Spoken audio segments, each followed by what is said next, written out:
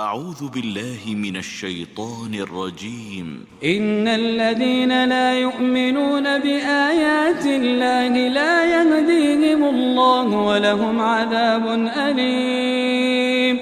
إنما يفتري الكذب الذين لا يؤمنون بآيات الله وأولئك هم الكاذبون. من كفر بالله من بعد إيمانه إلا من أكره وقلبه مطمئن بالإيمان ولكن من شرح بالكفر صدرا فعليهم غضب من الله ولهم عذاب عظيم.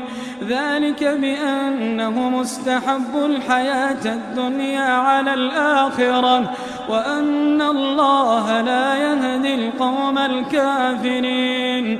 أولئك الذين طبع الله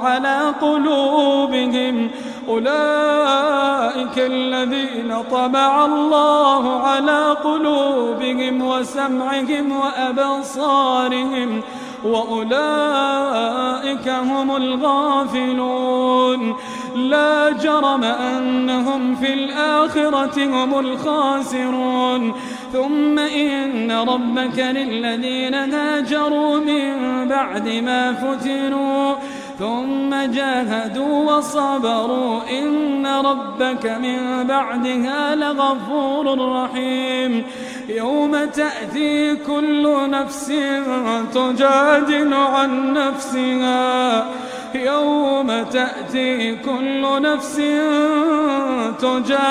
عن نفسها وتوفى كل نفس ما عملت وهم لا يظلمون.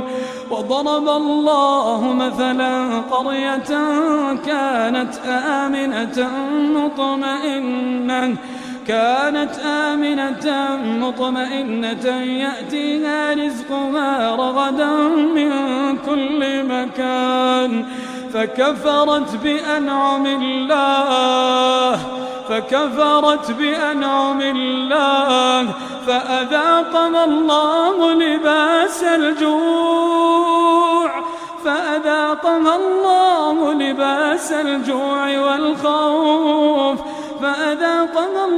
لباس الجوع والخوف بما كانوا يصنعون.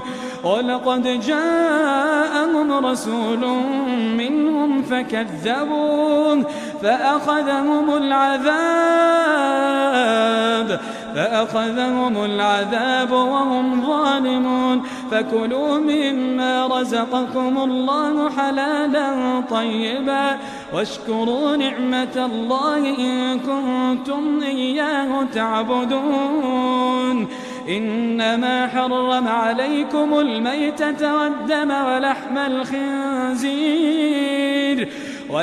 الخنزير وما أهل لغير الله به فمن اضطر غير باغ ولا عاد فإن الله غفور رحيم.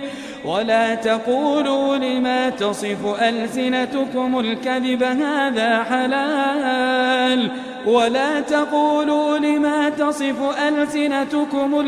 هذا حلال وهذا حرام لتفتروا على الله الكذب.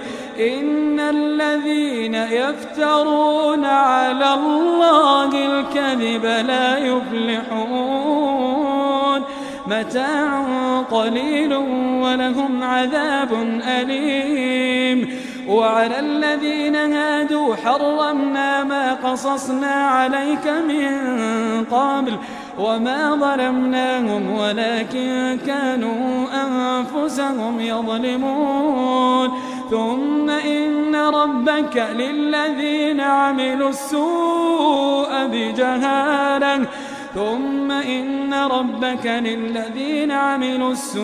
بجهالة ثم تابوا من بعد ذلك وأصلحوا إن ربك من بعدها لغفور رحيم.